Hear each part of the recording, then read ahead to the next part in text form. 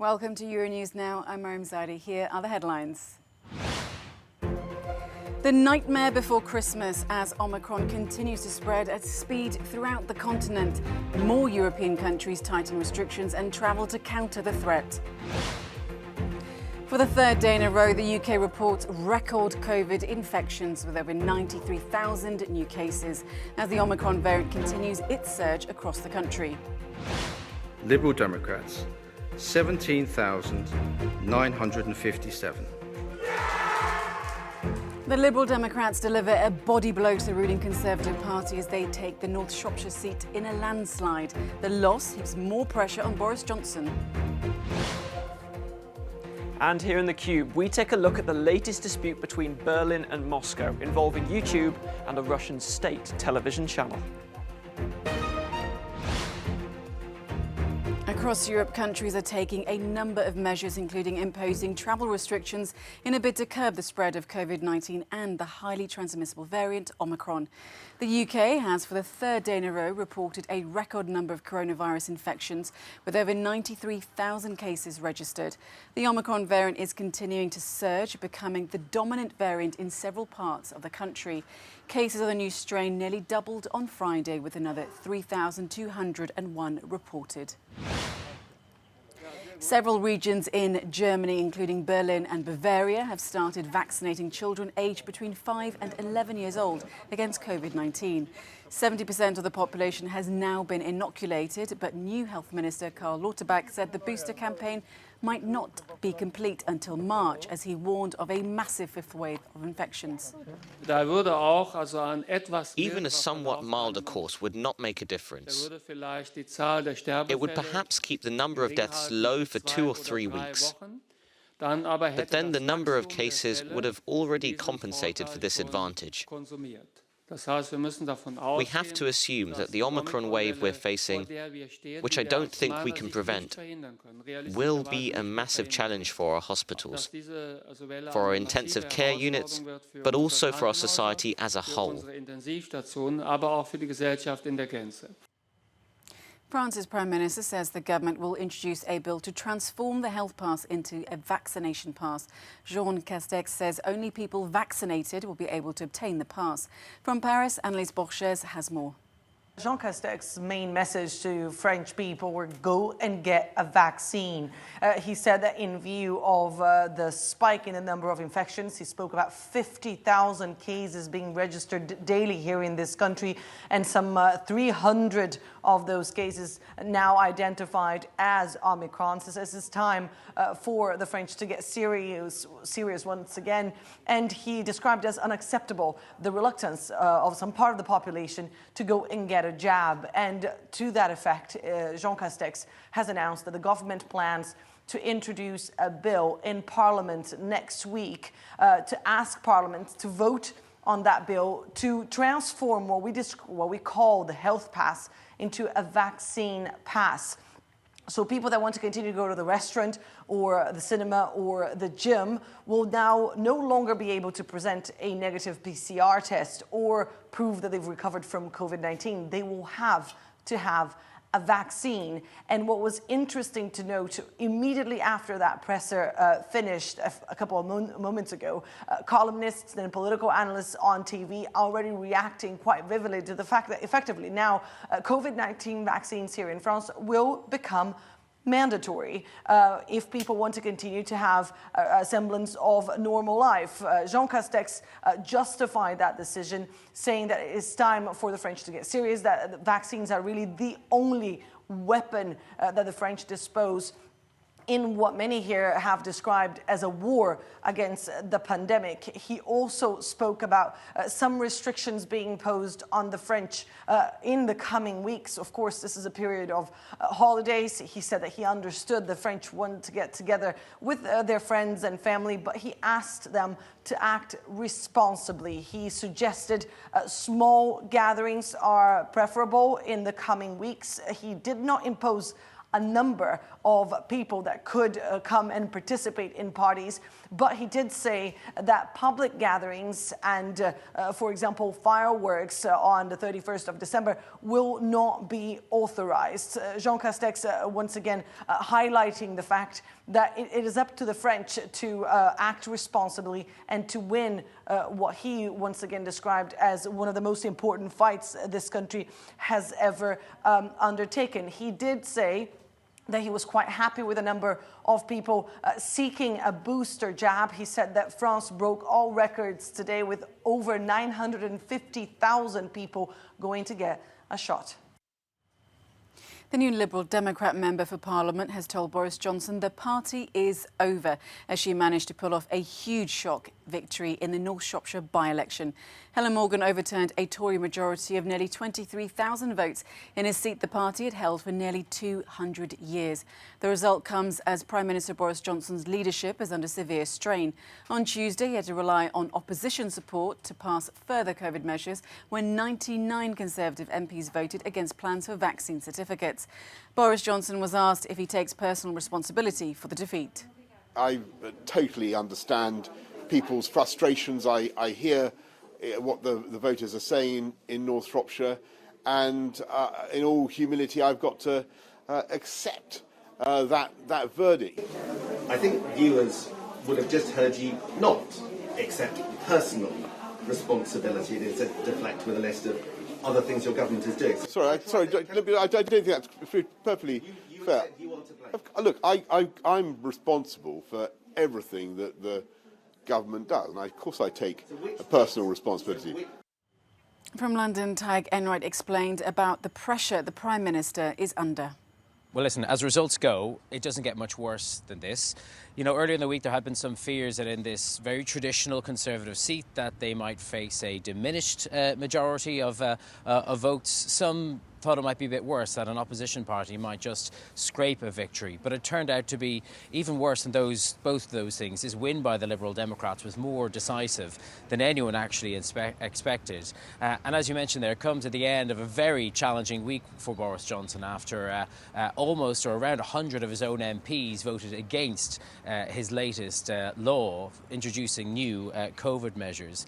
That said, I'm not sure it's the final straw just yet. Certainly there have been certain outspoken MPs who are encouraging him to, as they put it, get a grip and to up his game. There has, of course, been a litany of scandals in recent weeks over Christmas parties which were held among his own team this time last year. And, of course, there was very corruption allegations against the MP whose resignation triggered this very by-election. But, of course, the final straw is really when MPs start openly calling on him to resign. That's not happened at this stage, but he certainly has been put on notice to improve his performance. He's definitely under fire. So scandals aside, COVID, Taik, so Omicron cases have almost doubled. The UK has recorded more than 93,000 COVID infections on Friday. This no doubt adds pressure on Johnson to carry through on promises he made about this booster campaign. Yeah, and that booster vaccination campaign is the main line of defence here in England. The promise is to ramp up the rollout to 1 million jabs a day across the entirety of the UK. It has to be said, though, politics has overshadowed Omicron for today, although both issues are intertwined. Boris Johnson is under pressure from both sides. The backbenchers who we were mentioning earlier, who hate new COVID restrictions, and those people who say that the latest measures simply don't go far enough. And of course the concern is that acting too slowly, lacking ambition in terms of restrictions, ultimately demands greater restrictions further down the line. Other parts of the UK, Wales, for example, has made a new announcements today saying that from Boxing Day, that's the day after Christmas as we call it here, nightclubs will have to close, social distancing will have to resume in shops and offices. But here in England, despite warnings that more measures will be needed, there's no sign of that at this stage. Lila Housen-Smith, former special advisor to both Boris Johnson and Theresa May, told us earlier that Boris Johnson can no longer rely on support from the Brexit vote to carry him through. Talking to people in the Conservative Party today, I think it's the scale of that defeat that has really surprised them and made them concerned about the future direction of the government. I think also the thing to bring out here is this was a Brexit voting seat. And, what we've seen historically in the last couple of elections is that seats have tended to divide down lines of Remain and Leave. That's clearly not happening here. The Liberal Democrats are a party that supported Remain at the last election, and clearly that kind of Brexit vote is no longer working for Boris Johnson. So it really is quite a significant sort of blow to his authority. And Anna, it's been we could say, very rough few weeks for Boris Johnson. He's had a Tory rebellion in Parliament, the Christmas party scandals, of course, that appear to have lost voter trust. So can he win back, do you think, in your opinion, his party faithful, or has the Boris bubble finally burst? I think there's sort of three things that he'll be thinking about. The first is, can he reshuffle his team in number 10 to restate his authority, to create some confidence in what's going on there, given the association very directly of these Christmas parties, as you say, with the number 10 operation. And then secondly, can he win over those MPs who are now questioning whether it's Boris Johnson anymore that can win them their seat? And then I think there's the kind of third challenge, which I think is what he was trying to get at today, which is how can he show that he's really delivering on that 2019 election manifesto? Yes, we've had Brexit. Yes, we've had COVID. But can he make enough progress on his policy agenda to really build that confidence back within his party? So, Lila, if that reshuffle that you talk about doesn't work, who then is his potential successor? Liz Truss, Rishi Sunak, or potentially an outsider, someone who offers perhaps a clean slate from all these scandals and sleaze? I think the interesting thing always with the Conservative Party is they're very reluctant to designate a successor until the point that the PM or the person who's leader of the party they really know is going. And so I don't think we'll necessarily see a kind of corralling around either Rishi Sunak or Liz Truss, although those are clearly the two names in play, really until Johnson's under significantly more risk. I think it's interesting to see even today, while there are MPs kind of coming out and being very critical of him, they are not at this point saying that he must go. So I think we're still some way off that choice of successor. The European Commission has set out legal changes to ease the movement of medicines from Britain to Northern Ireland to avoid supply disruption caused by Brexit. But Britain says that there's still many areas of dispute in the agreement's protocol. From Brussels, Shona Murray sent this update. Looks as if one part, albeit a fundamentally important part, of the problems with the Northern Ireland Protocol, which is the part of Brexit that leaves Northern Ireland in the EU's single market for goods, has been resolved. The EU has decided today, or declared today, that the UK can still supply Northern Ireland with medicines, regardless of the fact that it's no longer in the same regulatory orbit. And this is, of course, hugely important in the middle of a pandemic, and it was a fundamental concern for many people in Northern Ireland. At the same time, a lot of issues still remain, including the fact that the UK still wants to remove the oversight of the European Court of Justice from the Northern Ireland Protocol. I caught up with Maros Sefcovic, the EU's Brexit negotiator, and he says this is still a red line for Europe. There is a bit of a misconception, I would say, in the public domain, because what the European Court of Justice is doing, and what would be the main role of the European Court of Justice, let's say, in Northern Ireland.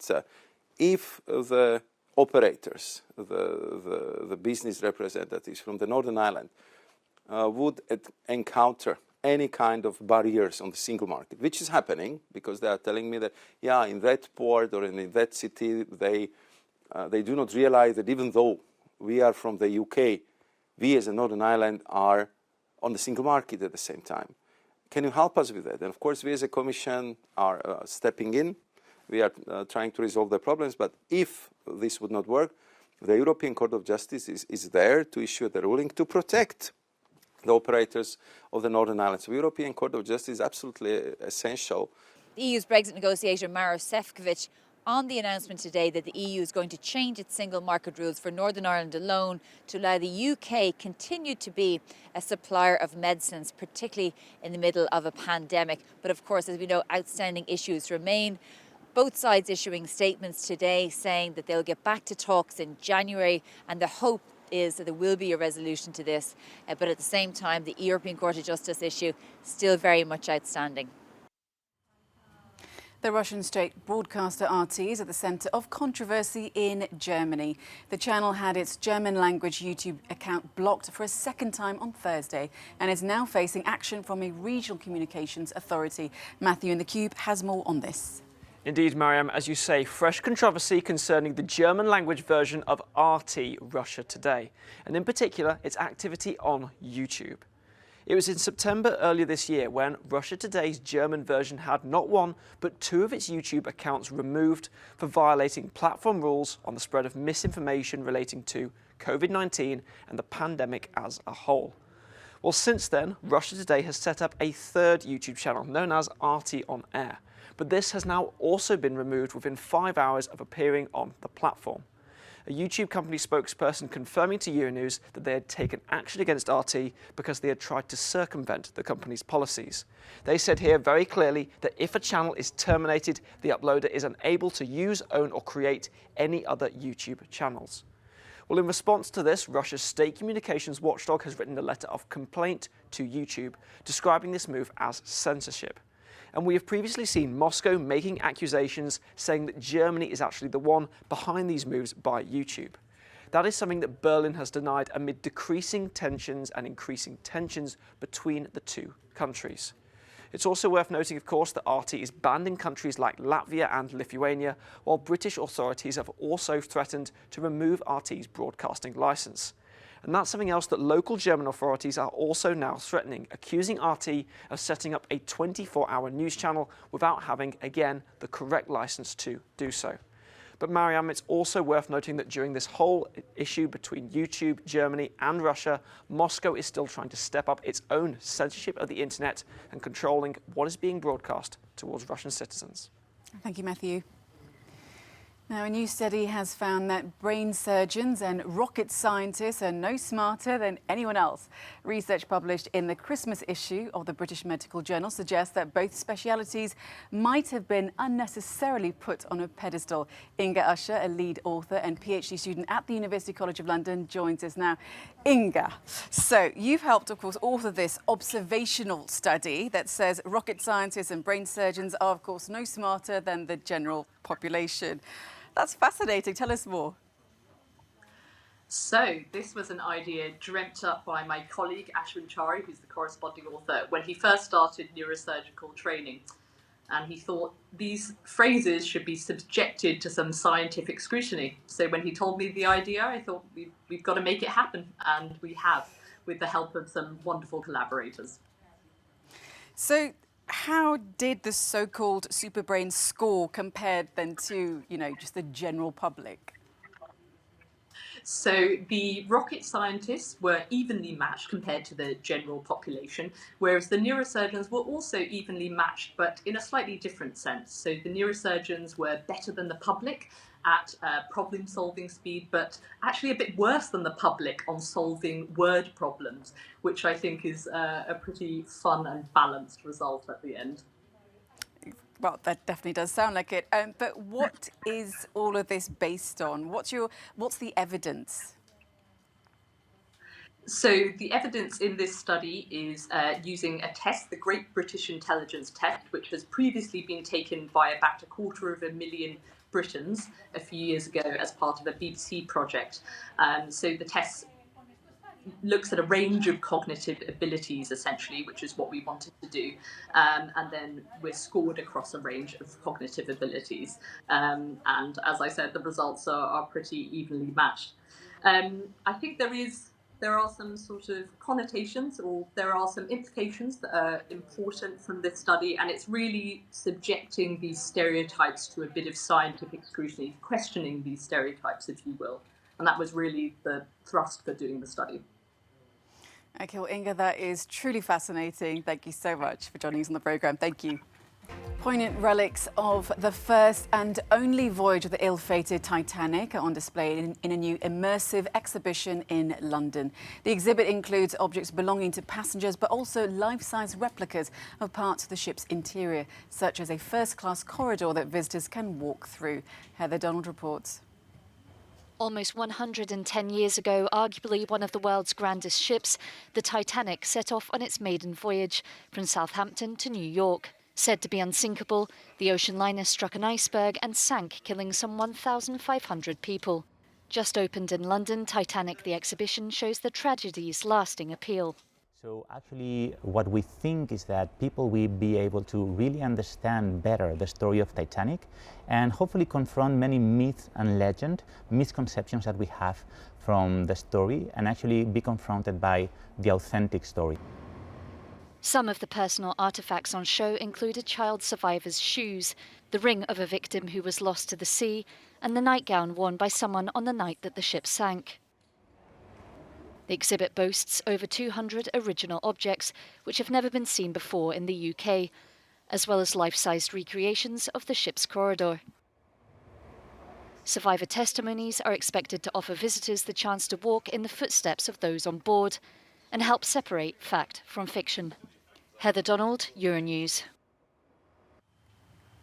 And that's all we have for the programme, but we will leave you with a no comment from Sweden's far north, where people and animals are bracing themselves for a dark winter of polar nights. Thanks for watching Euronews Now.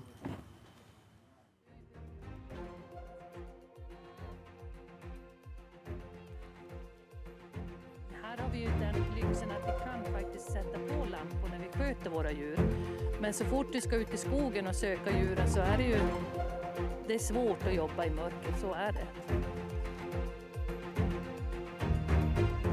Det blir ett sorts ljus, jag menar skiner månen också, norrsken som det var igår.